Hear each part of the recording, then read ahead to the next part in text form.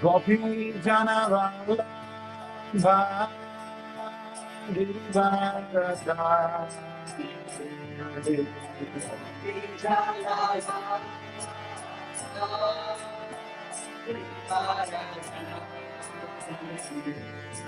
Gopi Janavalla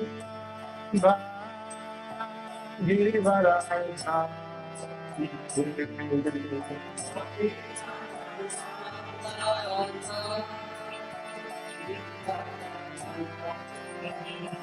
Yashodanandana Rajajanada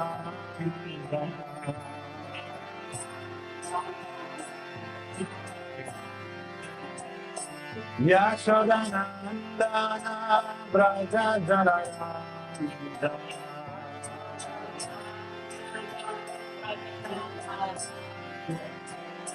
Yamuna Tira Vanaya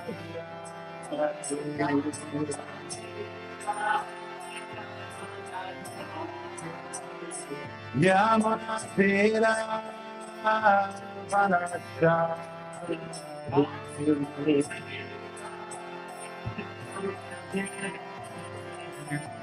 Jaya Radha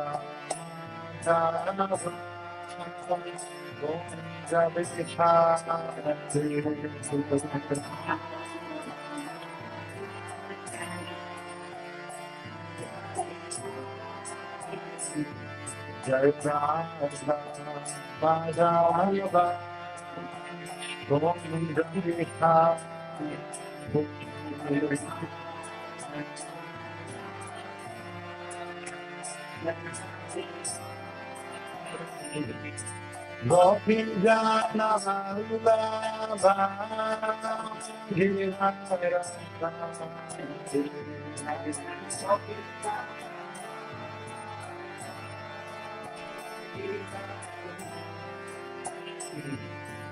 Gopi Janavallabha Girivaraya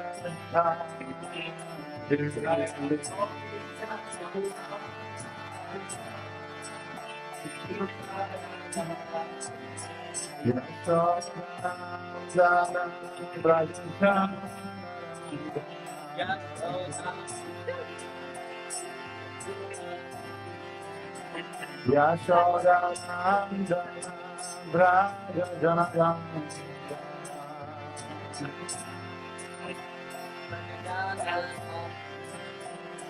Yamuna Tira Vanaya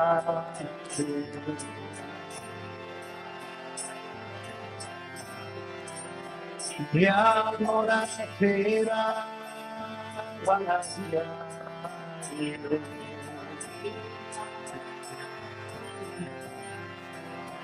Jaya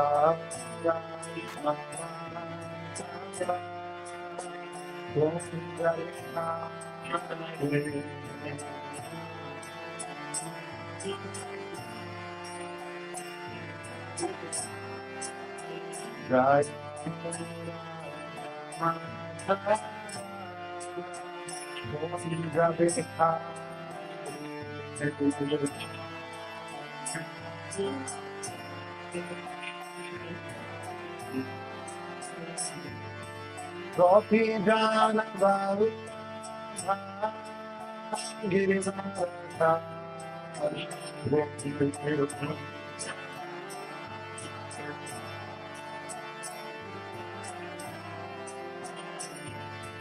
Gopi Janavallabha Girivaraya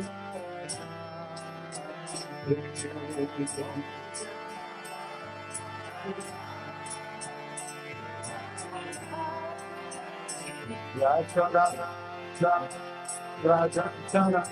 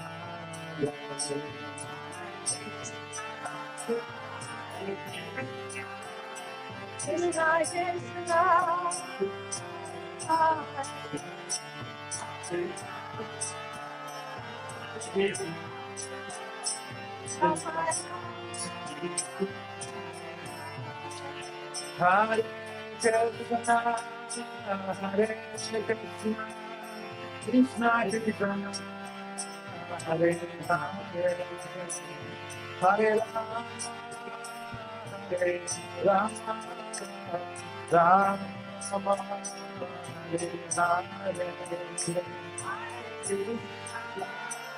Jaya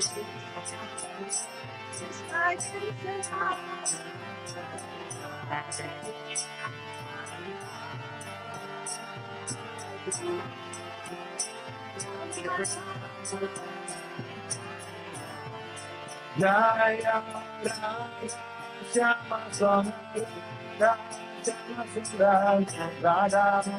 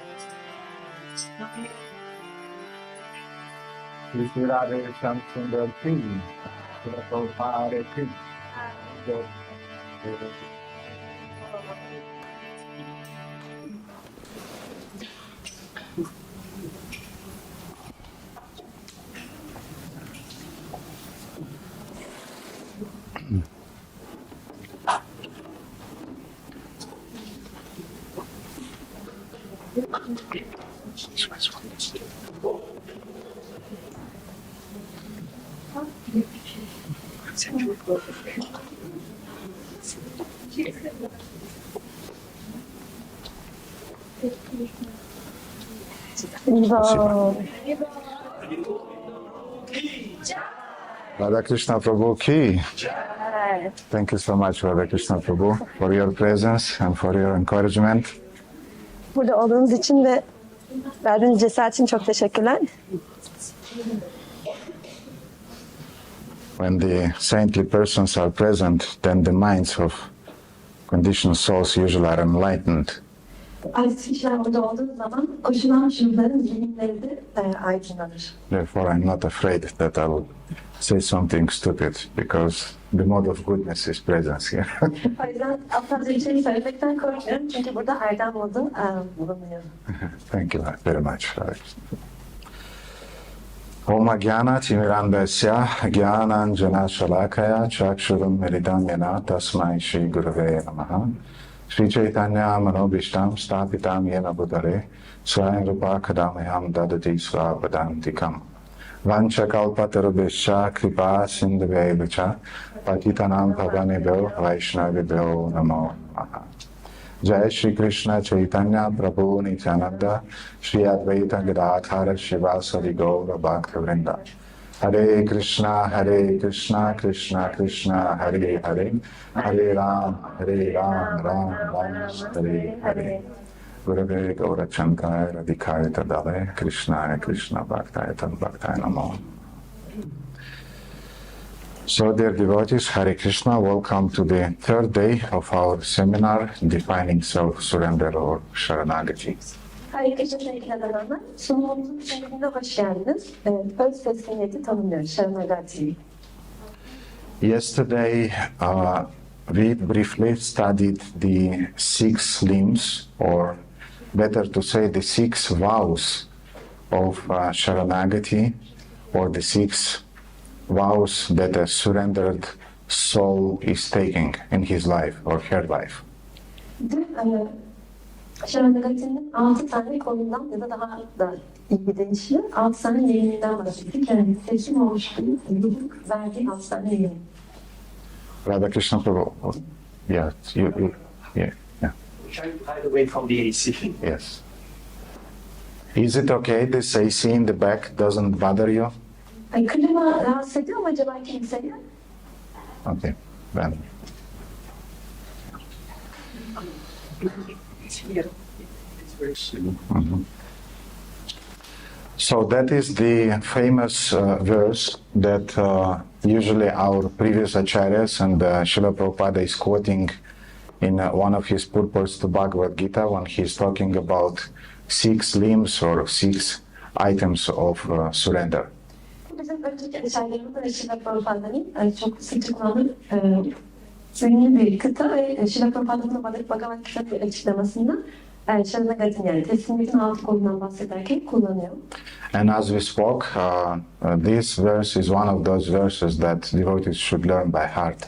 Ve bahsettiğimiz gibi bu kıtalar adananın ezber edilmesi gereken kıtalardan bir tanesi. Anukulyasya sankalpa, pratikulyasya varjanam, rakshishyatiti vishwa solgoptrite varanam tatha, atmanikshepa karpanya shadvidi sharanagati. The 6 limbs of surrender is 1. To accept that which is favorable to Krishna Bhakti. 2. To reject that which is unfavorable. 3. To have the strong faith, Bhagavan will protect me. 4. To feel dependent, thinking Bhagavan will take care of me. 5th, complete submission of oneself. And 6th, to be humble. Teslimiyetin 6 tane konu şunlardır. Krishna Bhakti için uygun olan şeylerin kabul edilmesi, uygun olmayan şeylerin reddedilmesi, Bhagavan'ın beni koruyacağına dair çok güçlü bir inanca sahip olmak. 4.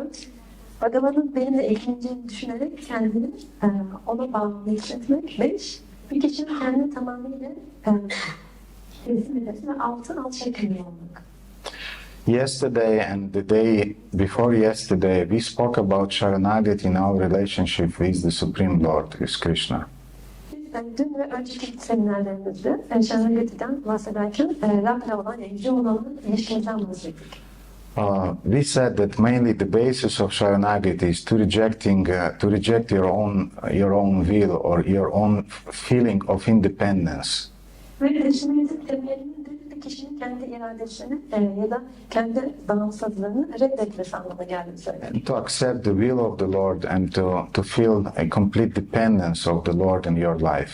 Rabbin iradesini kabul etmek ve tamamıyla kendini ona bağımlı hissetmek. And as we spoke yesterday, it should be done on 3 levels, on the level of our body, on the level of our thoughts, and on the level of our words. Sharanagati is to be applied on all these 3 levels of our existence. Ve dün yine varoluşunun 3 farklı boyutunda Sharanagati'nin uygulanması gerektiğinden bahsettik.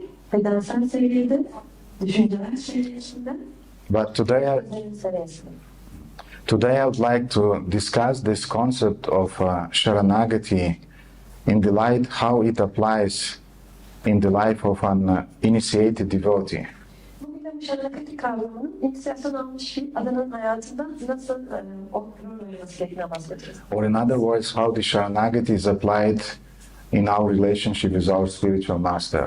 Bir diğer deyişle Sharanagati'nin bizim manevi öğrenimizle olan ilişkimizde nasıl bir rolünden bahsedeceğiz. And attention in our relationship with the extension of the spiritual master with the Vaishnavas. Ve bu da çok önemli, yani manevi öğrenimiz aslında kendisini Vaishnava olarak da ilerlemiştir.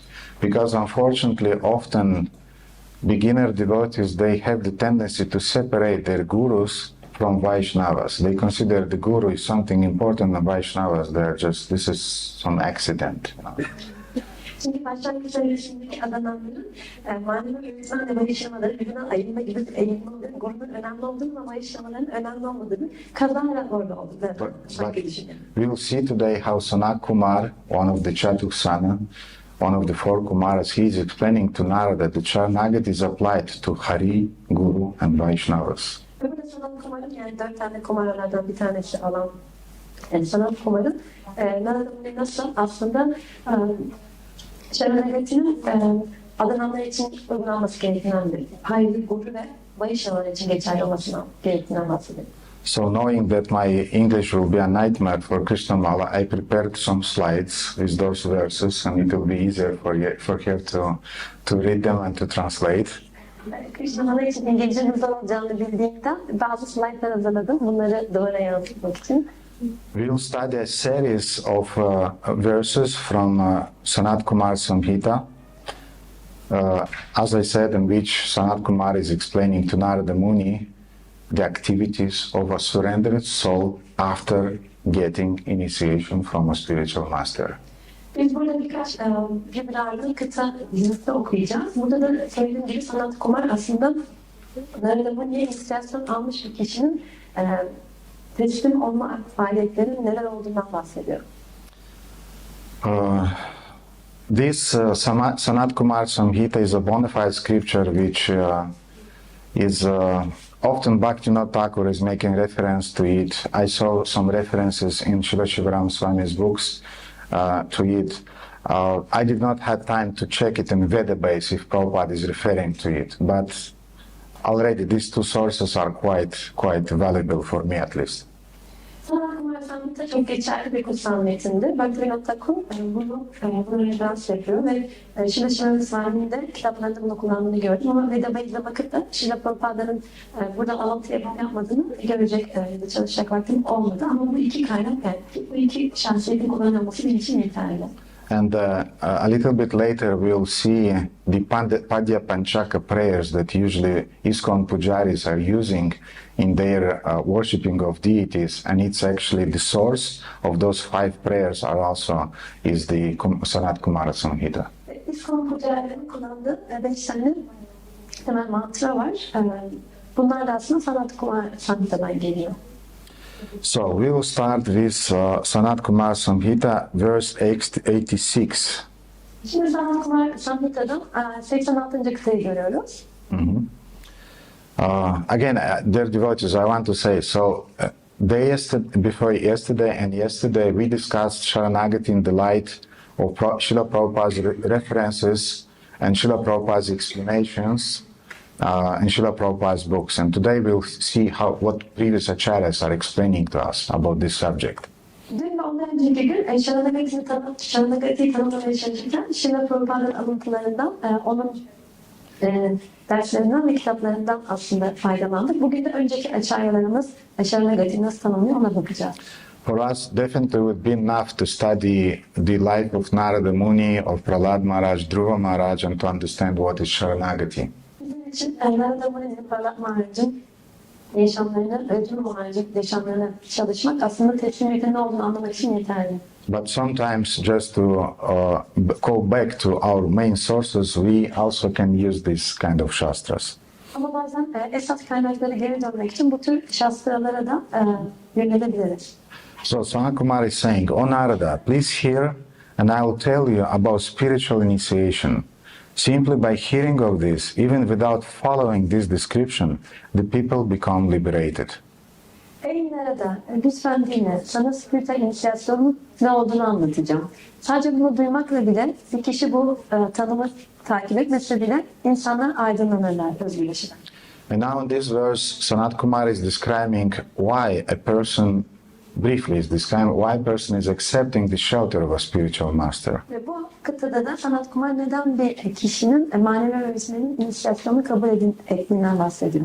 When a person no longer desires to enjoy the things of this world, he should consider how to finally sever all connections with this world. Only when he succeeds in that, with such a person unhappy with the world, he attains peerless happiness. Bir kişi artık bu dünyaya ait olan şeylerden keyif almayı arzulamadığında o kişi nasıl bu dünyayla olan bütün bağlantılarını nihai olarak koparabileceğini düşünmelidir. Ve bunu başardığında ancak bu tür bir kişi dünyayla mutsuz olmayarak aslında eşi olmayan bir mutluluğa ulaşır. Once Srila Prabhupada asked devotees a question, Bir keresinde Adana'da Şila Prabhupa'ya bir soru sordular. does everyone needs a guru? Herkesin bir guruya ihtiyacı var mı diye sordular. What do you think? Ne düşünüyorsun? Does everyone needs a guru? Dinabandhu Prabhu. Herkesin bir guruya ihtiyacı var mı? In material world, everybody has to go to follow cut or like, so everybody needs a guru. Everybody needs a guru, in other words. Maddi dünyada herkesin Golok'a gitmesi lazım. O yüzden herkesin bir guruya ihtiyacı var. Evet, herkesin bir guruya ihtiyacı var. You can imagine that all devotees usually, when he will get such a question, everybody will say yes, everybody needs a guru. Evet, Adanalılara böyle bir soru sorduğunuzda mutlaka hepsi evet diyecekler. But you never know the mind of a pure devotee. Ama biz saf bir Adana'nın zihnini hiçbir zaman anlayamayız. Vaishnavera Kriya Mudra. It's very hard to understand the thought process of a pure devotee. Saf bir Adana'nın nasıl düşündüğünü anlamak hiçbir zaman mümkün değildir. And Prabhupada cut it, this answer, and said no. Prabhupada da bunu keserek dedi ki hayır. Only those who want to put an end to their material life, they need a guru. Sadece maddi yaşamına bir son vermek isteyenler, onların guruya ihtiyacı var. Prabhupada said guru is not a fashion. Prabhupada gurunun bir moda olmadığını söyledi. So this is one of the motivations. We will not go into details, but in Hari Bhakti Vilasa, Sanatana Goswami is according a lot of time of describing what is the motive behind taking initiation. And this is one of the main motive. It's disappointment in the material life. I don't believe in the material life, in other words, or in material enjoyment. Biz bu motivasyona çok girmeyeceğiz ama Hari Bhakti Vilas'ta aslında Sanatana Goswami bundan bahsediyor. Yani bir kişi inisiyasyon almasının nedenlerinden bahsediyor ve bunlardan bir tanesi de kişinin bu dünyada hayal kırıklığına uğramış olması. And Sanat Kumara is developing this idea and the following two shlokas. He is saying, Ve sonraki kıtalarda da Sanat Kumar bu düşünceyi geliştiriyor. O Brahmana, a wise person aware that the shelter of the Lord is very difficult to attain and distressed by material life should take shelter of a bona fide spiritual master. Ey Brahmana, bilgi olan bir kişi Rabbin sığınağına ulaşmanın çok güç olduğunu bilerek ve maddi yaşamda çok rahatsız bir durumda bulunarak gerçek bir manevi öğretmene sığınmalıdır. And this verse is very, very interesting because it also appears in Hari Bhakti Vilasa, and it describes the mood in which a disciple is approaching his spiritual master with the humble request to accept him and to give him initiation. Bu Hari Bhakti Vilas'ta da geçiyor bir sonraki kıta ve bu çok önemli. Bir Adana'nın manevi öğretmenine inisiyasyon için yaklaşırken nasıl bir ruh hali içinde olduğunu gösteriyor. Trayasvabho Jagannatha Gurosam Saravahnina Dagdam Chakaladashtam Chatrahimam Bhagava Sagrat. O spiritual master of all the worlds, please rescue me, for I am burning in the fire of repeated birth and death. I am bitten by the black snake of a time. Please rescue me from the ocean of birth and death. Ey bütün dünyanın spiritüel öğretmeni, lütfen beni kurtar. Çünkü ben tekrar eden doğumlar ve ölümlerin ateşinde yanıyorum. Ve zamanın siyah yılanı tarafından sokuluyorum. Lütfen beni bu doğum ve ölüm okyanusundan kurtar. Now, after this verse, 95th, I skipped some verses because they are giving some details about the process which is called Pancha Samskara, or the 5 limbs of initiation. Bundan sonraki birkaç kıtayı atlayacağım çünkü Pancha Samskara denilen bir süreçten, yani bu inisiyasyonun 5 tane kolundan bahsediyorlar. And it's a completely separate topic. Completely Separate. ve bambaşka bir konu bu, ayrı bir konu yani. About Tapa Pundra Tathanama, Mantrayaga Shapanchama. These are the 5 items of initiation. We get Pundra from the spiritual master, Tilak, we get Kantimala, we following the 4 regulative principles, we get a name from the spiritual master, we get the right to worship the deities. Bunlar 5 tane aslında unsur inisiyasyonun sırasında biz pundara, yani tilağa sahip oluyoruz. Kantimalarımız oluyor, yeni bir isim alıyoruz ve nasıl muhtilere ibadet edeceğimizi öğreniyoruz manevi biliyorsun. And Sanat Kumar described to Narada Muni all those steps that a spiritual master is doing and with his disciples when he's giving him the name, the mantra, and so on. Sanat Kumar'da manevi öğretmenin nasıl inisiyasyon sırasında öğrencisini kabul ettiğini ve onlara isim verdiğini, bir mantra verdiğini açıklıyor. And now after that, he's telling Narada, Şimdi sonrasında Narada'ya şöyle diyor. Athatubhyam prapanam. You remember yesterday I showed you some synonyms for the word Sharanagati, and amongst them was the word prapanam, which means the same thing. Dün Sharanagati'nin bazı eş anlamlı sözcüklerinden bahsetmiştik ve onların arasında prapanam kelimesi de geçiyordu. Bu aynı anlamda, teslimiyet anlamına geliyor. O Narada, now I will describe to you a surrendered soul, the spiritual activities people in Kali Yuga may follow to attain the abode of Lord Hari. Ey Narada, şimdi ben sana teslim olmuş bir ruhu betimleyeceğim ve Kali Yuga'da bir kişinin Rab Hari'nin mekanına ulaşabilmek için takip etmesi gereken spiritüel faaliyetleri anlatacağım. After receiving the mantras at the time of initiation, the wise disciple should always devotedly serve his spiritual master. In this way, he inspires the spiritual master's mercy to him.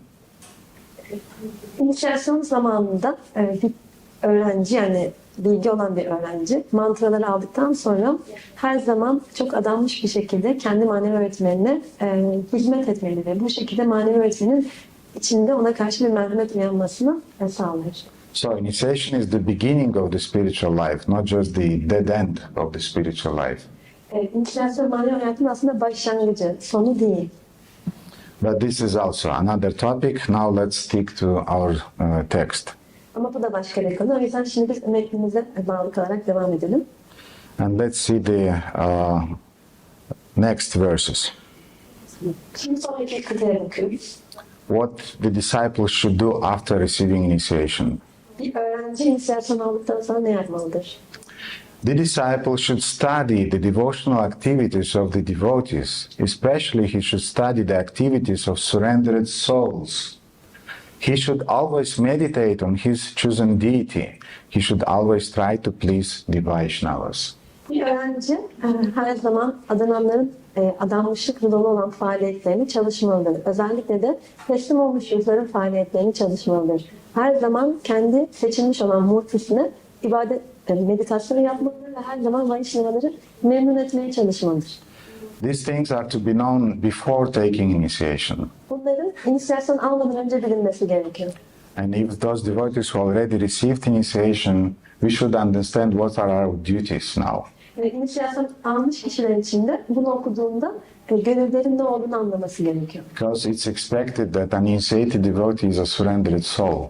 Çünkü inisiyasyon almış bir adananın teslim olmuş bir adanan olması beklenir. So he should study the devotional activity of devotees. Adananların adanmışla dolu faaliyetlerini çalışması gerekir. We study the devotional activities of previous acharyas, Goswami Jivana Charitra Anushilana. Bir önceki adananların yani manevi öğretmenlerimizin faaliyetlerini çalışıyoruz, Goswamilerin. Goswami Jivana means the life of Goswamis, Charitra means the glory, and Anushilana, we follow their example. Goswami Jivana onların hayatları demek ve biz onları takip ediyoruz aslında.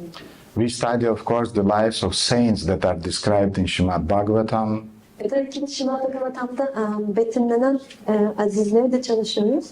And we are attentive to devotees' life that are around us, and we appreciate their endeavor and their spiritual examples. Ve etrafımızdaki adananların yaşamlarına da bakıyoruz ve onların verdikleri çabaları ve manevi gelişimlerini de takdir ediyoruz. And if you strive for surrender, you'll immediately detect the devotees around who are striving for the same goal.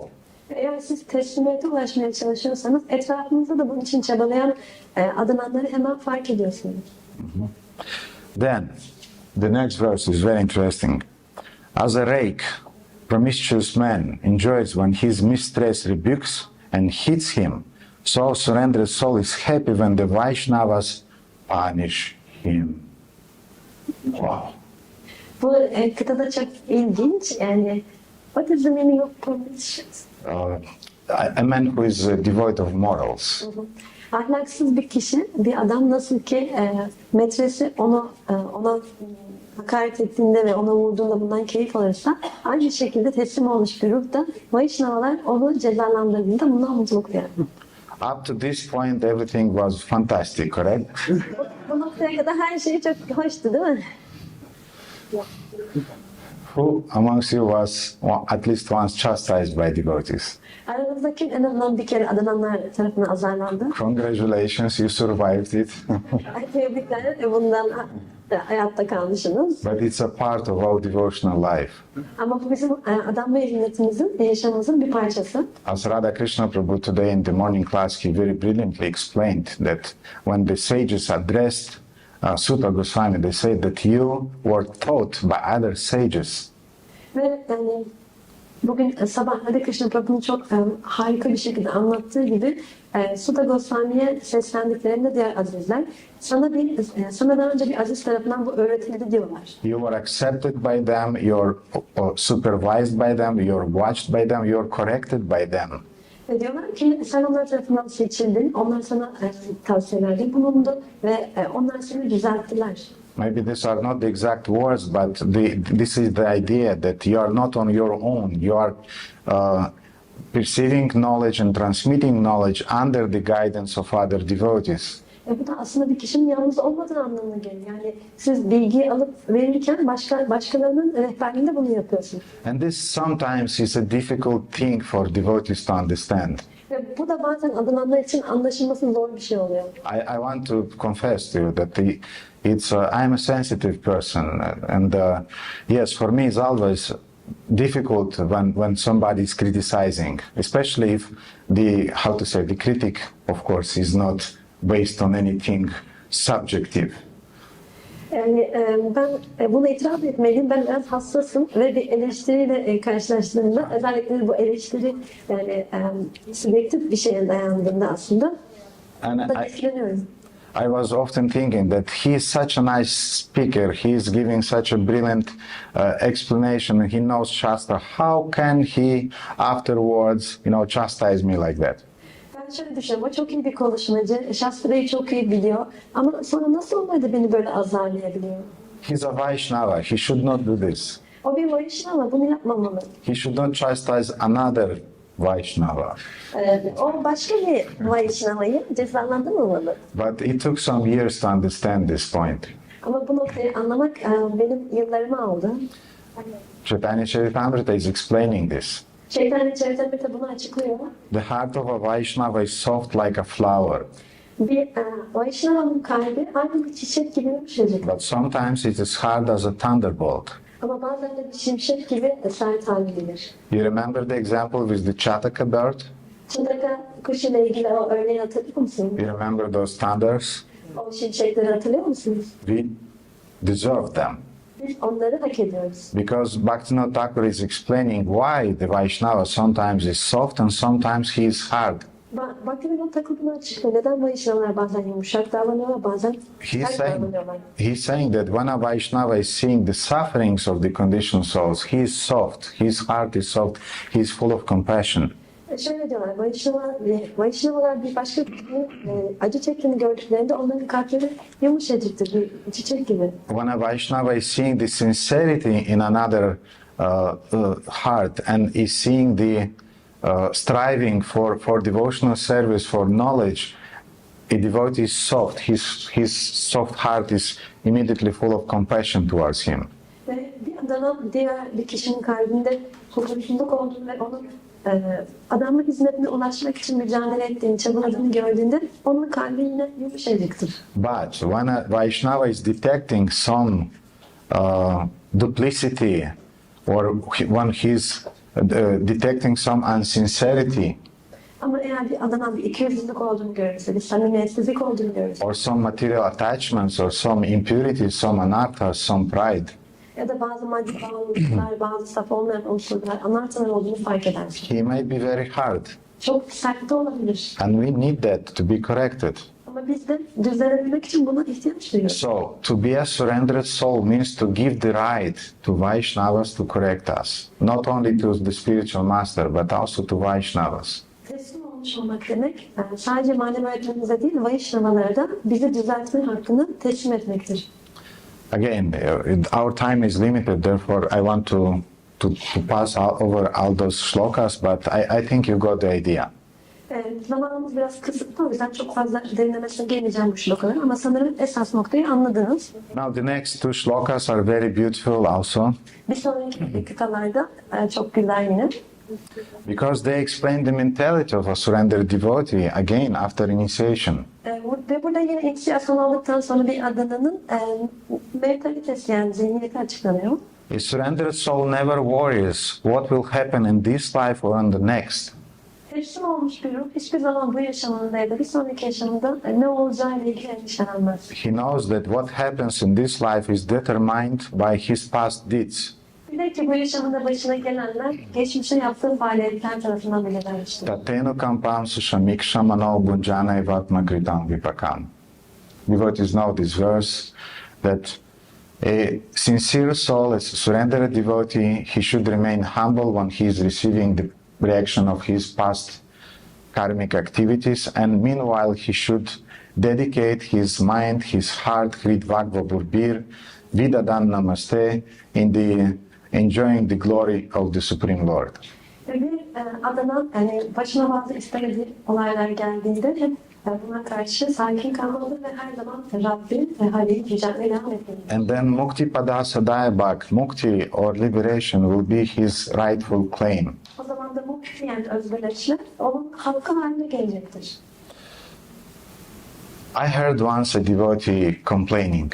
Bir keresinde bir adananın şikayet ettiğini duymuştum. For example, I know that Radha Krishna Prabhu Sajjan, when you were 16, and this devotee was complaining that I gave my youth to ISKCON. Bu adana şöyle diyor, Radha Krishna Prabhu siz de sonra 16 yaşınızda katılmışsınız. Evet, ben bütün hayatımı ISKCON'a verdim diyordu gençliğimi. And we have many wonderful devotees who really gave their youth, their prana, their life to ISKCON, to Srila Prabhupada's movement. Ve biz gerçekten birçok harika adanına sahibiz. Onlar yaşamlarını, pranalarını, gençliklerini ISKCON'a, Prabhupa'ya verdiler. But they really gave it with full heart. Ama tam olarak verdiler, bütün kalpten verdiler bunu. But this devotee, to my surprise, he was complaining that I gave my life, my youth to ISKCON, and who will take care about me when I'll become older. Bu beni şaşırtmış ve bu adamdan şöyle şikayet ediyordu. Ben bütün gençliğimi, bütün hayatımı ISKCON'a verdim ama ben yaşlandığımda kim benimle ilgilenecek? I don't have any pension, I did not work, I did not become a professional. I'm just a bum on the street now. Benim sigortam yok, ben çalışmadım, emekli olamadım ve şimdi sokakta kaldım. It doesn't mean that as a society we should not take care about elderly people in our society. Bu tabii ki bizim toplum olarak yaşanan adananları ilgilenmememiz gerektiği anlamına gelmiyor. But still, if you are a surrendered soul, Krishna will take care about you.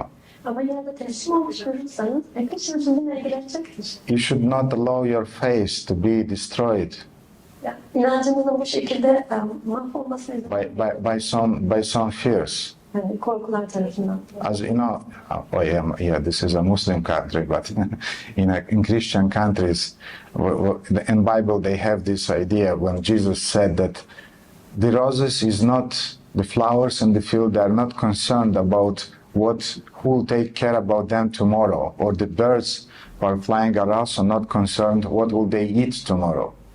Bu tabii ki burası Müslüman bir ülke ama Hristiyanlar daha iyi biliyordur. İncil'de böyle bir şey geçiyor. Hazreti İsa diyor ki çiçekler bir sonraki gün kendileriyle kimin ilgileneceğini merak etmiyorlar ya da kuşlar bir sonraki gün ne yiyecekleri hakkında endişelenmiyorlar. Because God is taking care about everybody. Çünkü Tanrı herkesle ilgileniyor.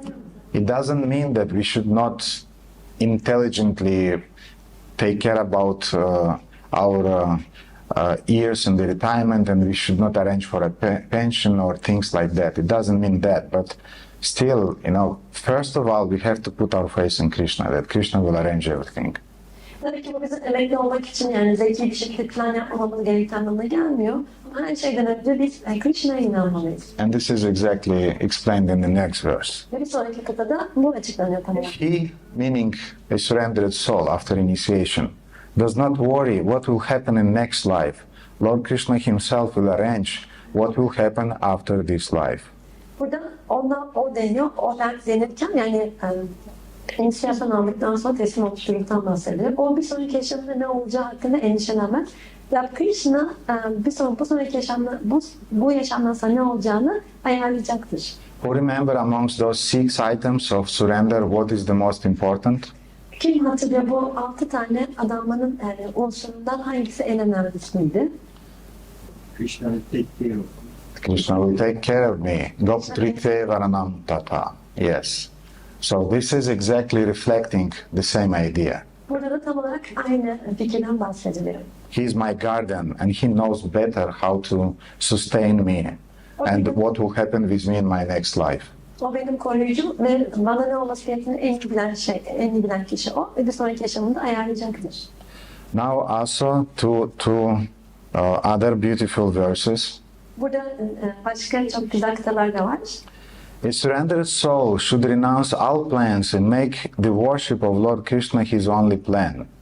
As a faithful wife worship her husband when he has gone away on a journey, so he should worship Lord Krishna.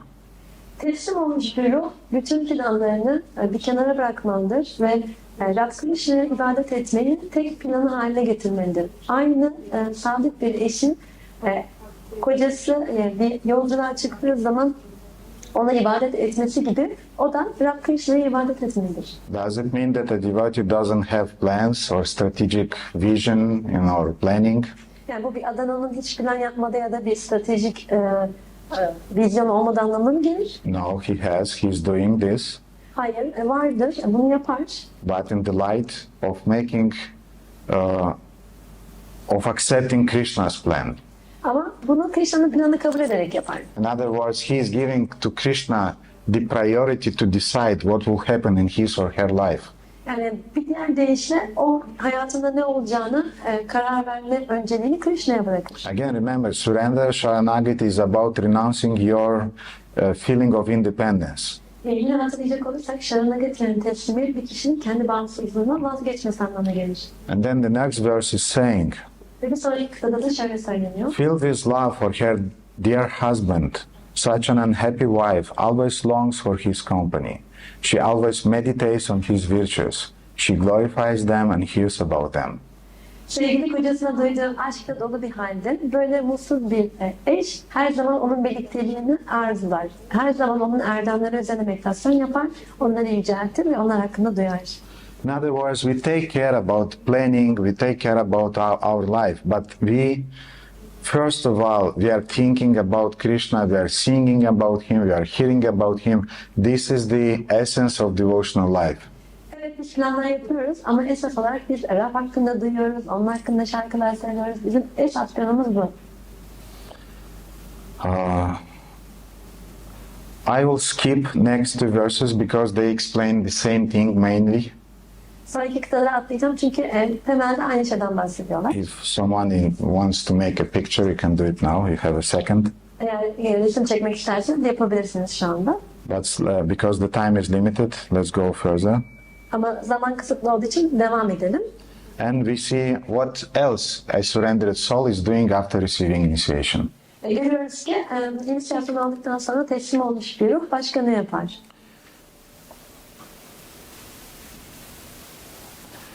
By serving the deity form of the Lord, one directly serves the supreme blissful Lord Hari.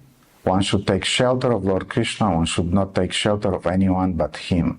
One should not strive to attain anyone but Him. One should not desire anyone but Him. One should not have any goal but Him. Rabbin multi formuna hizmet ederek bir kişi direkt olarak yüce bir şekilde mutluluk dolu olan Rab Hari'ye hizmet etmiş olur. Bir kişi Rab Krishna'ya sığınmalıdır. Bir kişi başka hiç kimseye değil ama ona sığınmalıdır. Bir kişi başka hiç kimseye değil ama onu elde etmeye çalışmalıdır. Ve bir kişi başka hiç kimseye değil ama onu arzulamalıdır. Ve bir kişi hayatta başka hiçbir amaca sahip olmamalıdır ama onu amacı haline getirmelidir. You remember yesterday's story about how Prabhupada rejected that Mahamrityunjaya Mahamantra? Dün hatırlıyor musunuz nasıl Şrila Prabhupada bunu reddetmişti? they offered to Prabhupada that you can chant this mantra and it'll extend your life. Yani onlar Prabhupa'ya bu mantrayı söylerse yaşamı uzatabileceğini söylemişlerdi. It's a mantra, if I'm not wrong, it's connected, somehow it's connected with Lord Shiva. Sanırım yani yanılmıyorsam bu mantra Lord Shiva ile ilişkili. And Prabhupada smiled and said, I have not chant any other mantra, I will chant just Hare Krishna Maha Mantra. Şimdi Prabhupada gülümsemişti ve demişti ki başka hiçbir mantra söylemeyeceğim. Sadece Hare Krishna mantrasını söyleyeceğim. So in other words, this mentality that is described is referring to the Rakshisha Titi Vishvaso, one of those 6 items of surrender. Bu da buradaki kıtalarla aslında teslimiyetin 6 tane unsurundan bir tanesini ifade ediyorlar. I depend on Krishna, I surrender to Him, He'll protect me. Ben Krishna'ya teslim oluyorum, ona dayanıyorum ve o beni koruyacaktır. And I don't depend on demigods, I don't depend on different mystic processes, on different amulets, on the stars, cosmic forces. Ben diğer tanrılara farklı bazı muskalara ya da astrolojik bazı planlara dayanmıyorum. Now, the next few verses also very useful. Bundan sonraki birkaç kıta da yine çok güzel. A surrendered soul should not worship anyone but Him. One should not bow down before anyone but Him. One should not meditate on anyone but Him. One should not gaze upon anyone but Him. One should not glorify anyone but Him. One should not seek anyone but Him. Teslim olmuş bir ruh başka hiç kimseye ibadet etmemelidir. Sadece ona ibadet etmelidir. Bir kişi başka hiç kimsenin önünde eğilmemelidir ama sadece onun önünde eğilmelidir. Bir kişi başka hiç kimseye meditasyon yapmamalıdır ama sadece ona meditasyon yapmalıdır. Bir kişi başka hiç kimseye bakmamalıdır ama sadece ona bakmalıdır. Bir kişi başka hiç kimseyi yüceltmemelidir ama onu yüceltmelidir. Bir kişi başka hiç kimseyi aramamalıdır, sadece onu aramalıdır. I'm sure devotees heard about 26 qualities of a Vaishnava. Eminim ki adananlar bir Vaishnava'nın 26 tane özelliği hakkında duymuşlardır. Who remembers what is the most important qualities amongst those 26?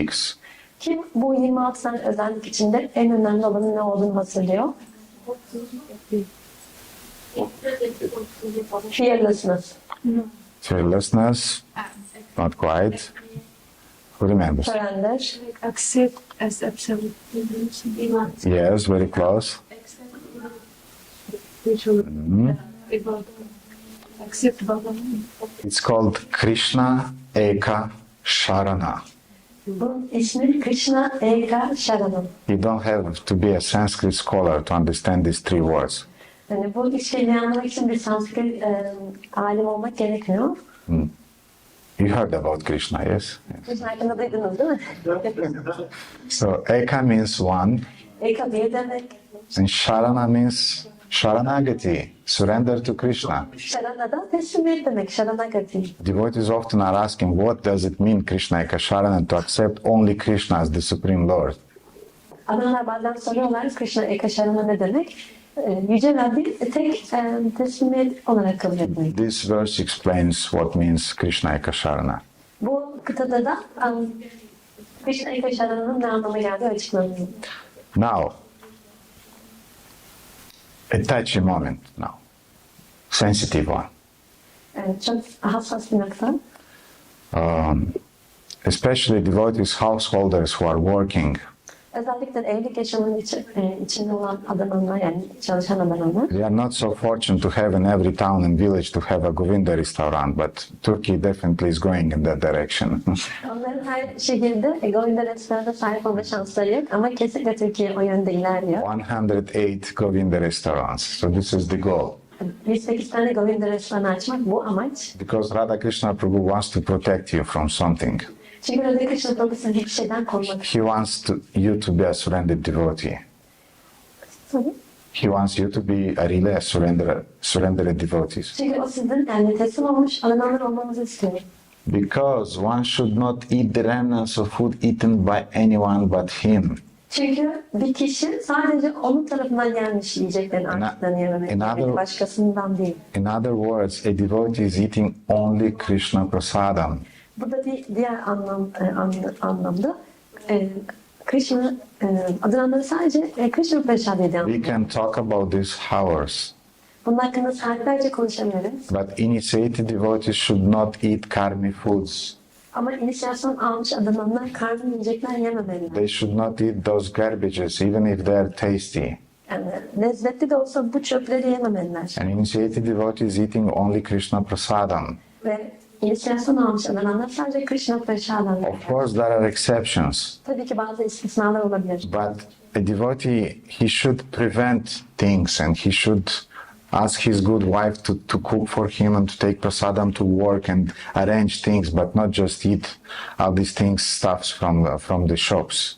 Yani ama bir Adana bunu önlemeye çalışmalıdır. Yani sadece dükkanlardan girip alışveriş yapmak yerine evde yemek pişirmek ve onu işe götürmek konusunda bir hazırlık yapmalıdır. Now, another thing. Bir başka şey. I once saw when I first visited New Vrajadama some 20 years back. Ben 20 yıl önce New Vrajadam'ı ziyaret ettiğimde bana bir şey gösterilmiş. I saw a devotee with a tray Ben elinde tepsi olan bir adamla karşılaştım. and a pair of socks on it. Ve üzerinde de bir çift çorap vardı. And he came to the altar to Radha Shama Sundara and waved this tray Ve o Radhishyan'ın altına geldi ve bu tepsiyi böyle döndürmeye başladı. and went back. Ve sonra da geri gitti. And I was thinking, oh, what's happening? You know, he's offering some socks to the deities. What's happening? Ben de bunu düşünüyordum. Neler oluyor ya? Yani o geldi bazı çorap sundu Radhishyan'a. And then some senior devotees in New Vrajadam, he explained me that local devotees, Vrajavasis, they are offering everything to Radhisham first. Ve sonra ilerlemiş bir adam bana bunu açıkladı. Vrajavasiler yani orada oturan oranın sakinleri her şeyi Radhishyan'a sunuyorlar önceden. Even a pair of socks. Bir parça, hani bir çift çorabı bile. Even they are offering their kids when they are born.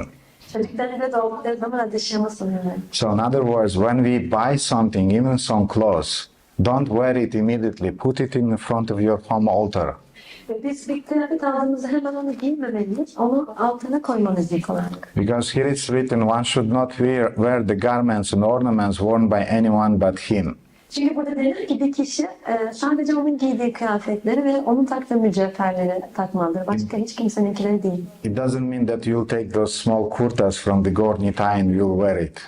Yani bu küçük gornitayları, kurtalarını alıp üstünde geçirdiğiniz anlamına gelmiyor. It means that everything that you are using in your home life, you should offer first to the deities. Bu sizin ev yaşamınızda kullandığınız her şeyi ilk olarak multilere sunmanız gerektiği anlamına geliyor. One should not talk with they who are not devotees of the Lord. One should not bow down before them or honor them in any way. Bir kişi Rabbin adına olmayan kişilerle konuşmamalıdır ve onların önünde eğilmemelidir ya da herhangi bir şekilde onları yüceltmemelidir. This is self-explanatory, therefore I will not talk about it. Bu çok kendi kendine açıklayıcı bir şey. Bunun üzerine konuşmayacağım. Now again, a difficult one to swallow. Yine yutması zor bir tane geliyor. Ooh, this is really requires some surrender. Bu gerçekten biraz teslimiyet gerektiriyor. A surrendered soul should not hear the blasphemy of the Supreme Lord or his devotees. Teslim olmuş bir ruh, Yüce Rabbin ya da onun adananlarının kötülendiğini duymamalıdır. One should cover one's ears and go away. If one has the power, one should punish the offender. Bir kişi kulaklarını kapatmalıdır ve uzaklaşmalıdır oradan. Eğer gücü varsa bu kabahati işleyen kişiyi cezalandırmalıdır. Have you heard the last news? En son haberleri duydun mu? Such and such devotees, they divorced. Şu boşanmışlar. Or they had done that and this. Ya da şunu bunu yapmışlar. This Prajalpa is destroying our spiritual life. Bu bırakma bizim spiritüel yaşamımızı mahvediyor. One should cover one's ears and go away. Bir kişinin kulaklarını kapatıp oradan uzaklaşması gerekir. This phrase is not applied to Kali Yuga. Bu son cümle Kali Yuga için geçerli değil. Otherwise, we will just have to punish a lot of people around, you know. Bu geçerli olsa da etrafımızdaki birçok kişi cezalandırmamız gerekir. So in other words, a devotee is not interested in gossips. Yani bir diğer deyişle bir adanan dedikoduyla ilgilenmez. And this is a sign of a surrendered life. Ve bu da teslim olmuş bir yaşam işaretidir.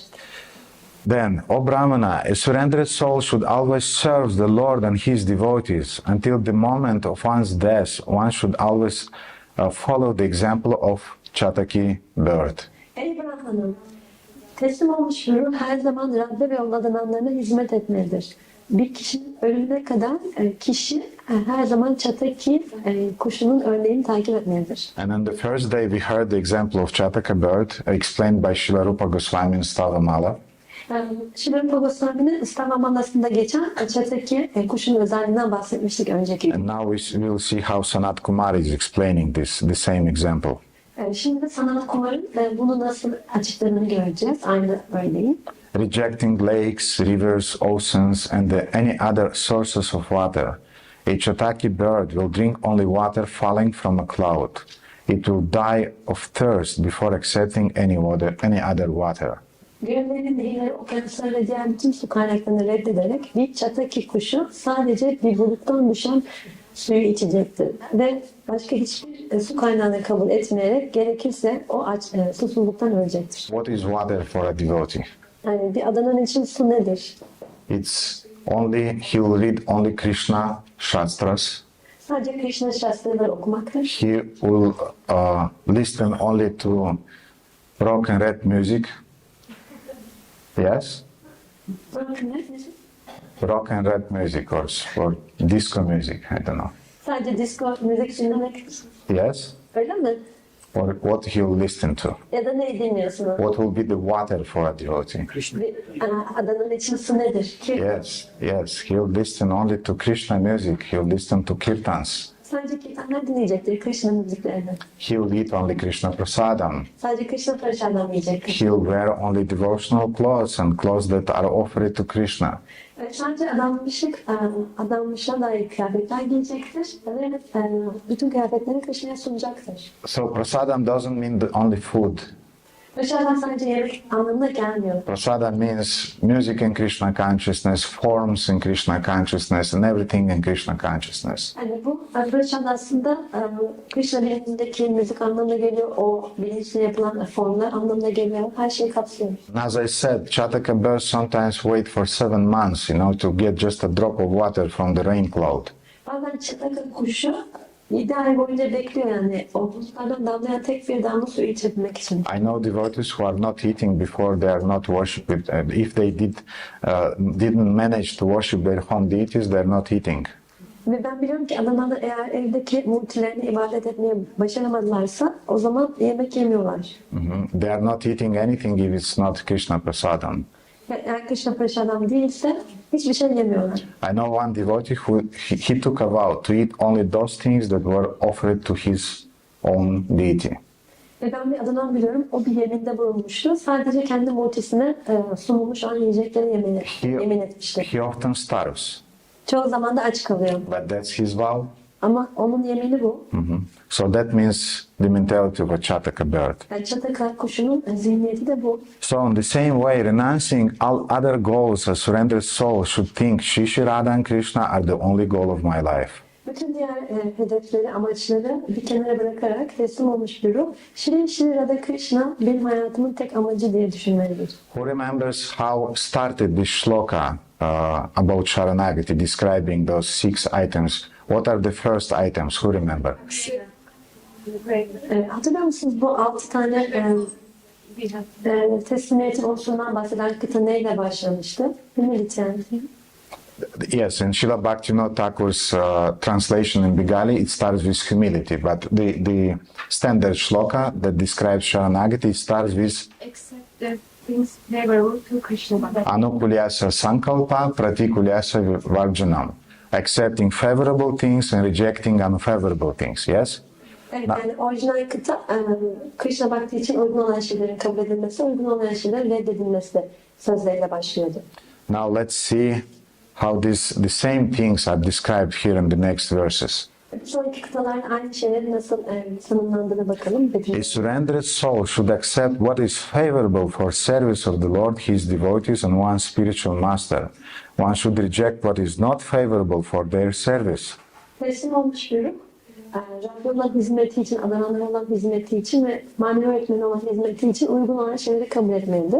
Ve onların hizmeti için uygun olmayan şeyleri de reddetmelidir. And what is behind this mentality of being able to accept favorable things and to reject unfavorable things? Peki bunu yapabilmeyi sağlayacak olan, bunun gerisindeki zihniyet nedir? Yani uygun olan şeyleri kabul etmeyi, uygun olmayan şeyleri reddetmeyi. Again, this mentality is there. Yine bu zihniyetin orada olduğunu görüyoruz. Shri Shri Radha and Krishna will protect anyone who even once surrenders to them. One should confidently think, Shri Shri Radha and Krishna will protect me. Shri Shri Radha Krishna kendine teslim olan herkes de koruyacaklardır. Bir kişi güvenle böyle düşünmelidir. Shri Shri Radha Krishna beni koruyacaklar. So this is according to the principle Rakshisha Titi Vishvaso. Krishna is my only protector. Ve bu da bu ilkeye dayanıyor. Krishna benim tek koruyucum. And now finally, dear devotees, this is really a takeaway from this class. Ve sevgili adanımlar, bu dersten almamız gereken şey geliyor şimdi. There was Radha Krishna Prabhu, he told me that what the dimension of the diacritics should be. But it's a joke amongst us. I'll not repeat it here, but anyway, the idea is that the fonts should really be big, especially if we have some elderly people in the audience. Evet, sunumlarda kullandığımız harflerin fonları aslında biraz büyük olmalı. Özellikle de izleyiciler arasında daha yaşlıca olan adınanlar varsa. This is a prayer of a surrendered soul. Bu teslim olmuş bir ruhun duasıdır. This is a prayer that Pujari devotees are using in their deity worship. Bu duayı pucariler multi ibadetinde kullanıyorlar. And this is a prayer recommended by ISKCON deity worship books to be offered after each deity worship in the morning. Ve ISKCON Pucari kitabında da bu duaların her gün multilere yaptığımız ibadet sonrası sunulması tavsiye ediliyor. And you remember yesterday we said that in order to attain Sattva Guna, you practice Sattva Guna. Dün bundan bahsetmiştik, yani Sattva Guna'ya ulaşmak için Sattva Guna'yı pratik etmek gerekiyor. In order to attain Bhakti, you practice Bhakti. Ve Bhakti'yi pratik etmek için de In order to attain Sharanagati, you practice Sharanagati. Sharanagati'ye ulaşmak için de Sharanagati'yi pratik etmek. And offering these 5 prayers is the part of practicing Sharanagati on the daily basis. Ve her gün bu 5 tane duayı sunmak bu Sharanagati pratiğimizin bir parçası. So I'll read these prayers. Şimdi bu duaları okuyacağım. One should pray, O Shri Shri Radha and Krishna, please rescue me from the ocean of birth and death. Please rescue me from the troubles born from children, friends, and home. Please break into pieces the fears of your surrendered devotee. Bir kişi şu şekilde dua etmeli. Ey Shri Shri Radha Krishna, lütfen beni bu ölüm ve doğum okyanusundan kurtar. Lütfen beni çocuklara, arkadaşlara ve eve sahip olmaktan dolayı kaynaklanan sıkıntılardan kurtar. Lütfen senin teslim olmuş adananın korkularını parçalara ayır. Yohammamasti yatkinchi dihaloke paratracha tat sarvam bhavato radhya charanishu mayarpitam. O Shri Shri Radha and Krishna, today I place at your feet myself and everything I possess, either in this life or in the next. Ey Shri Shri Radha Krishna, bugün ben bu yaşamda ve sonraki yaşamda sahip olduğum her şeyi ve kendimi senin ayaklarına yerleştiriyorum. Ahama pyaparadanam alayastyaktva sadhana agatischa tatonathav bhavantu me bhavagati. I am the home of all offenses. I know them in Russian, therefore it's harder for me to read in English, but anyway, I'll read it. I am the home of all offenses. I have abandoned all spiritual duties. I have no shelter. O Shri Shri Radha and Krishna, O my lords, please become my shelter. Ben bütün kabahatlerin eviyim. Bütün spiritüel görevlerimi ihmal ettim. Ve hiçbir sığınağım yok. Ey Shri Shri Radha Krishna, ey benim efendilerim, lütfen benim sığınağım haline gelin. Now, during the COVID time, Srila Shivaram Maharaj, he gave a wonderful, brilliant seminar on the 6 items of surrender. Covid zamanında Shivaram Swami, Sharanagati'nin yani teslimiyetin 6 unsuru üzerine çok güzel seminerler vermişti. And he said that one of the main words that is used by a Sharanagata Bhakta Sharanagata Bhakta tarafından kullanılan temel kelimelerden bir tanesinin şu olduğunu söylemişti. is Tavava ismi, I belong to you. Stava isti, yani ben sana aidim. And we see here, this is starting exactly like that. Tavava isti radikana tha karmana manasagira, Krishna kanti tavava ismi, ivame vagatir mama. Burada da tam olarak bunun geçtiğini görüyoruz. O Master of Radha, I'm yours. O beloved of Lord Krishna, I'm yours. I offer to you both of my thoughts, words, and deeds. Again, Sharanagati practice on 3 levels, not just externals. You both are the goal of my life. Ey Radha'nın efendisi, ben sana aidim. Ey Rab Krishna'nın sevgilisi, ben seninim. Sana düşüncelerimi, kelimelerimi ve faaliyetlerimi sunuyorum. Yine görüyoruz ki Sharanagati 3 farklı seviyede pratik ediliyor. Yani bedensel seviyede, düşünsel seviyede ve sözlerimizle. Siz ikiniz benim hayatımın amacısınız. And in the last verse, we see this word Sharanam. Ve son kıtada da Sharana kelimesini görüyoruz. Sharanam vam prapanna smi karuna nikara karau prasadam kurum dasyam vo maiduşte paradini. O Shri Radha and Krishna, you are like 2 great oceans of mercy. Please be merciful to me. I take shelter of you. I surrender to you. Please engage me, a sinner and an offender, in your service. Ey Shri Radha Krishna, siz ikiniz çok yüce merhamet okyanusları gibisiniz. Lütfen bana karşı merhametli olun. Size sığınıyorum. Size teslim oluyorum. Lütfen beni bir günahkar ve bir kabahat işleyen bir kişi olarak sizin hizmetinizle meşgul edin. And this verse, in a sense, explains Srila Prabhupada's translations of the Hare Krishna Mahamantra. Ve bu kıtaların Srila Prabhupa'nın Hare Krishna mantrası çevirisi de aslında bulunuyor. Please engage me, a sinner and an offender, in your service. Lütfen bir günahkar ve kabahat işleyen kişi olarak beni senin hizmetine meşgul et. Just Prabhupada translated it in a more soft way. Please engage me in your devotional service. Sadece Srila Prabhupada bunu daha yumuşak bir şekilde ifade etti. Lütfen beni kendi hizmetine meşgul et. And now we have a few more shlokas, and Şimdi birkaç şlokamız daha var. in which Sanat Kumara is concluding his descriptions. Burada Sanat Kumar bu betimlemelerini sonlandırıyor. He's saying, O best of sages, one who desires to quickly attain the direct service of the divine couple should daily recite these 5 verses, Padya Panchaka. Ey azizlerin en iyisi, ilahi çiftin hizmetine direkt olarak ve hızlıca ulaşmayı arzulayan bir kişi her gün bu 5 tane kıtayı her gün tekrar etmelidir. Padya Panchaka'yı. In this way, I have briefly described the external activities of the surrendered souls. Now I will describe the activities hidden in their hearts. Ve burada şimdi ben teslim olmuş ruhların dışarıdan görünen faaliyetlerini özetle anlattım ve şimdi de onların kalplerinde saklı olan faaliyetleri anlatacağım. Following this teaching, and you will attain direct service of Shri Radha and Krishna. O Brahmana, they will always protect you. Of this there is no doubt. Bu öğretiyi takip ederek sen Shri Radha Krishna'nın hizmetine direkt olarak ulaşacaksın. Ey Brahmanlar, onlar her zaman seni koruyacaklar. Bundan hiç şüphen olmasın. Now, who knows the Paribas Sutra of Ramayana? Ramayana'nın Paribas Sutrasını kim biliyor acaba? Knows what means Paribas Sutra? Peki anlamı bilen var mı Paribas Sutra? Who doesn't know what means Paribas Sutra? Bilmeyen var mı Paribas Sutra'nın anlamına geldiğini? Every book, every Shastra, for example, Bhagavad Gita or Srimad Bhagavatam or Bhakti Rasamrita Sindhu, has a verse which is the key to the whole book. Her Shastra'da böyle bir şey oluyor. Bhagavad Gita, Srimad Bhagavatam ya da Bhakti Rasamrita Sindhu'da bütün kitabın anahtarı olan bir kıta oluyor. If you don't understand something in the 8th canto, 9th canto, and so on, come to the Paribas Sutra of Srimad Bhagavatam. Eğer 8. bölümde, 9. bölümde bir şey anlayamadıysanız tekrar Paribas Sutrası'na geri gelmelisiniz Srimad Bhagavatam'ın. Basha means narration. Başa anlatım anlamına geliyor. And pari means like the word parikrama, to go around. Pari de parikrama gibi bir şeyin etrafına dönmek anlamına geliyor. And the Paribas Sutra of Srimad Bhagavatam Ve Paribas Sutrası'nda Srimad is Bhagavatam etecham shakala pumsam krishnastu bhagavan swayam. Krishna is the Supreme Personality of Godhead, and all other expansions are just his expansions.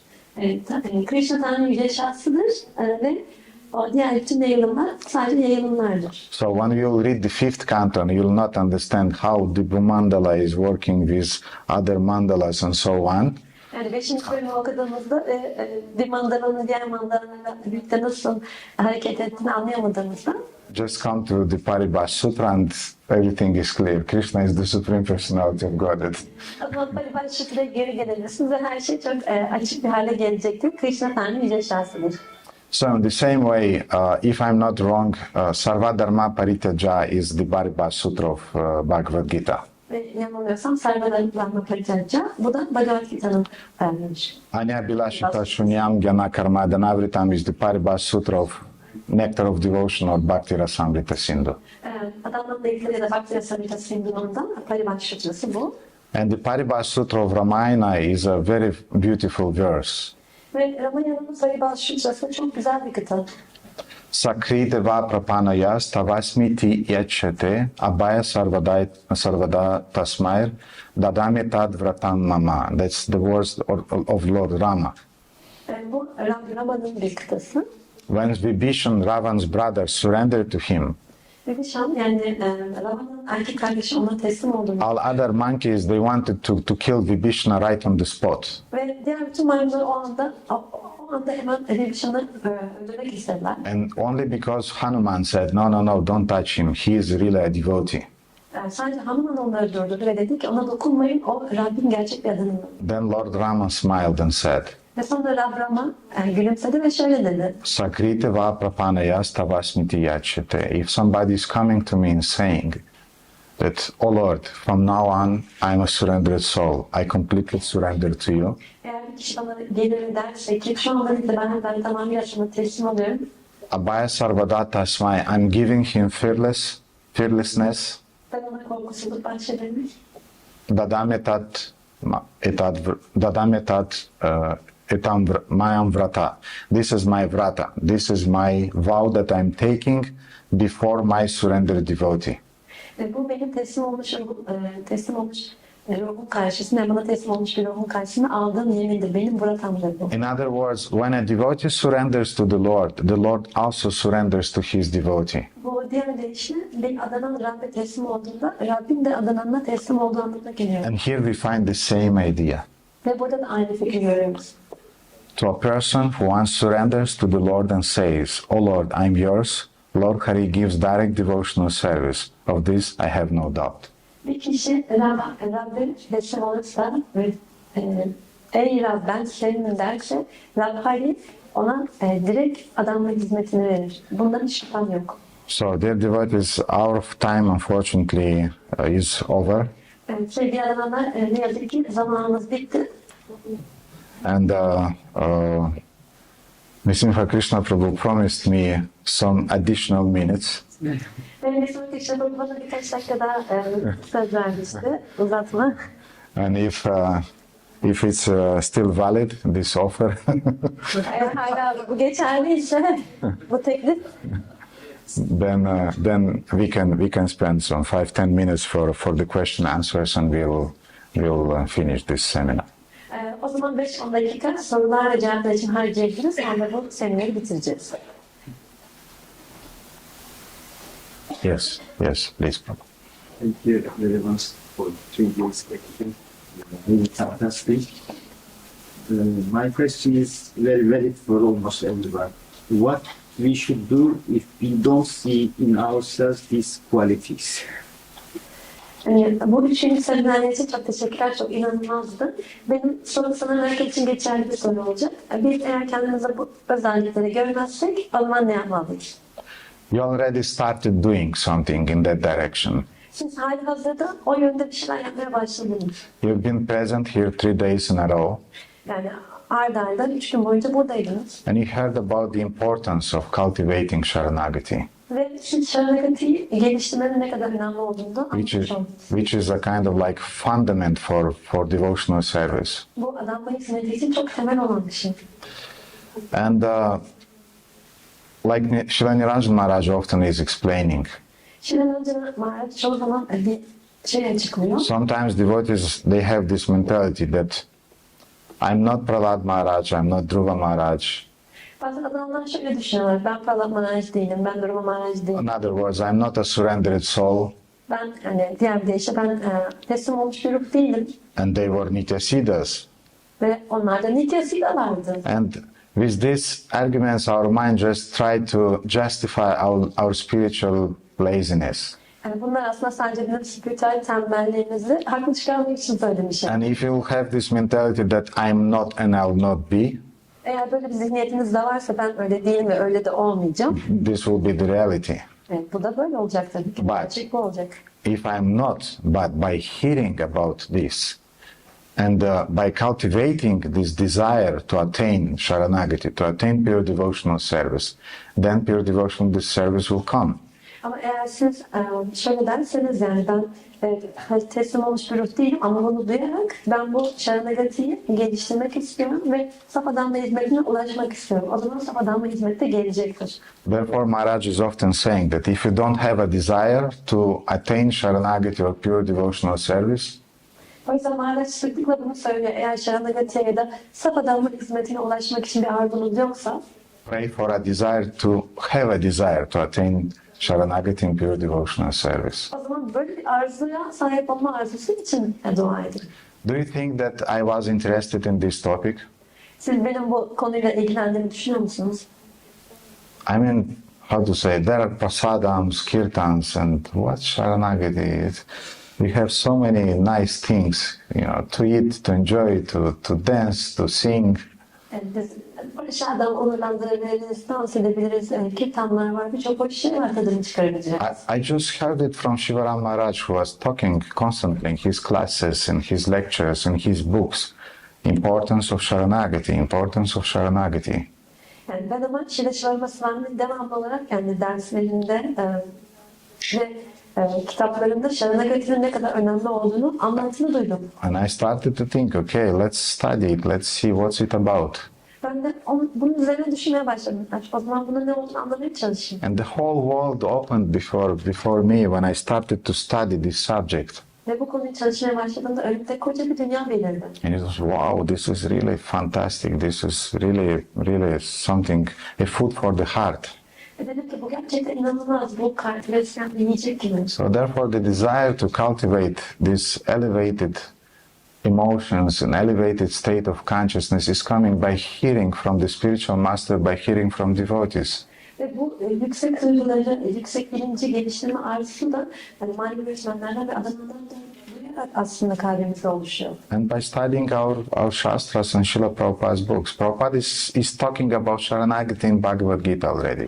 Şastraları Şila Prabhupa'nın kitaplarını çalışarak da bunu yapabiliyoruz ve Şila Prabhupada Bhagavad Gita'da dahi bundan bahsediyor. So many jewels are in the Bhagavad Gita, are in the Srimad Bhagavatam. We just, our mind is not been able to systematize all those jewels. Yani Bhagavad Gita'da ve Şila Prabhupa'da o kadar çok cevher var ki sadece bizim zihnimiz bunları sistematize edemiyor.